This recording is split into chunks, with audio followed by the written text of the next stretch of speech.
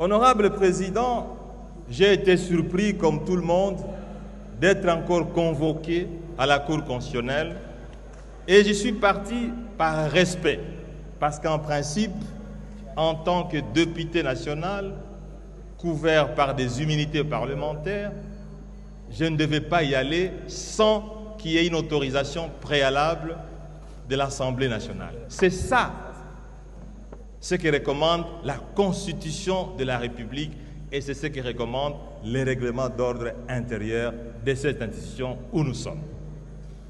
Les collègues Nicolas Kazadi a bénéficié de même procédure.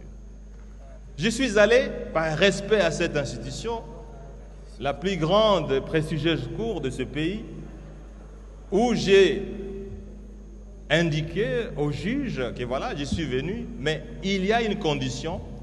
Quelle n'a pas été ma surprise, honorable président, de dire cette immunité parlementaire, pour nous, elle ne vaut rien. Mais je suis très étonné. Honorable président, honorable membre du bureau, nous n'avons pas peur d'affronter la justice, mais nous voulons que les lois de ce pays soient respectées. Les lois de ce pays doivent être respectées.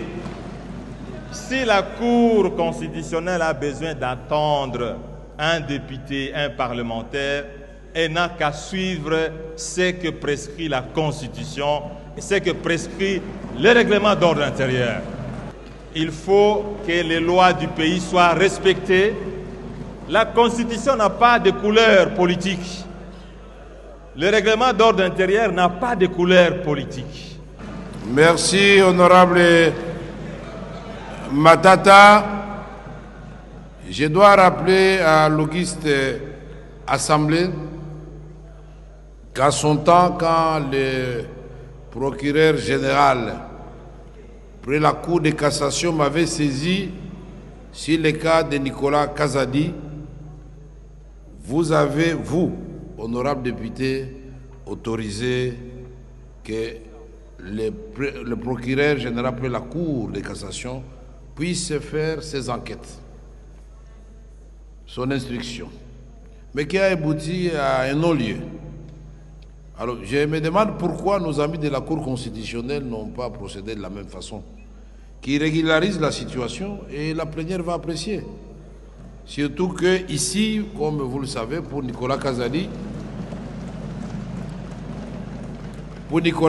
comme je l'avais fait à son temps pour Nemwanda Semi d'heureuse mémoire, il ne suffit pas seulement de demander la levée de l'immunité d'un député pour l'obtenir. Il faut motiver. Le bureau doit quand même avoir des matières à donner à la plénière pour examiner en toute objectivité pourquoi on veut lever l'immunité. C'est très important dans le cas de la collaboration interinstitutionnelle. Nous attendons donc une correspondance de la Cour constitutionnelle. Ceci vaut aussi pour les autres députés qui sont l'objet de tracasseries.